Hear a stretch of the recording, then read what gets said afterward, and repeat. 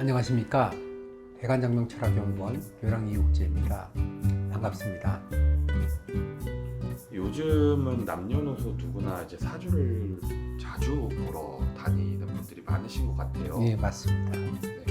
그래서 좀 그분들한테 알려주면 좋을 게 뭐가 있을까 하다가 사주를 보러 갔을 때 이거는 좀 주의해라 하는 것이 있다면 어떤 것이 있을까요? 재미로 보는 사주들이 있습니다.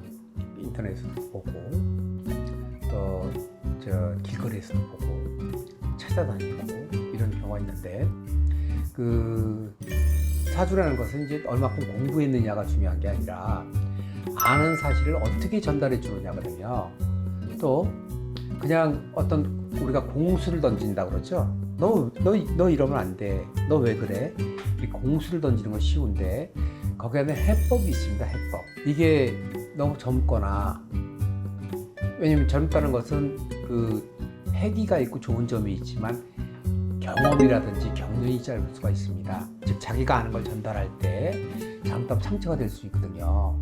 그래서 사주를 보러 갈 때 인터넷으로 보거나 재미로 보는 건 상관이 없지만 내가 어떤 그 방향 설정을 하고 어떤 해결책을 찾으려고 할 때에는 사주 보는 사람의 그 경험이라든지 경륜을 살펴서 보셔야 상처를 받지 않습니다. 예를 들어서 너는 결혼 아주 늦게 해야 돼, 이렇게 결혼 늦게 해야 될 팔자가 있거든요.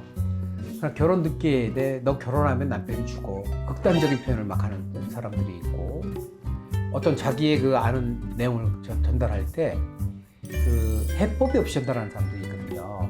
그래서 그거는 긍정의 힘이 들어가는 게 아니거든요. 그 방향을 바르게 설정해서 제시해 줘야지, 그렇지 않고 이렇게 그냥 그 어떤 처방을 목적으로 한 공수를 내려준다 하면, 혹은 그런 쪽에 가서 사주 상담을 받다 보면 혹을 떼는 게 아니라 혹을 붙여올 수가 있거든요.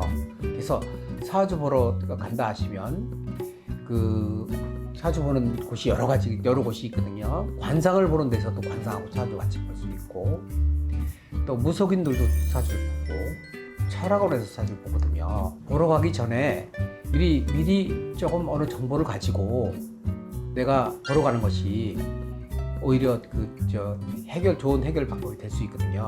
그걸 사주 보는 당사자들이 그걸 선택을 해서 상담해 주면 모르는데, 그냥 똑같은 패턴으로 똑같은 상담을 해주게 되면 그러한 상담들이, 그러한 사주 분석들이 어떤 사람한테는 굉장히 큰 짐이 될 수 있고 부담이 될 수 있거든요. 그래서 조금 살펴서, 또 그냥 재미로 보는 사주는 굳이 볼 필요가 없거든요.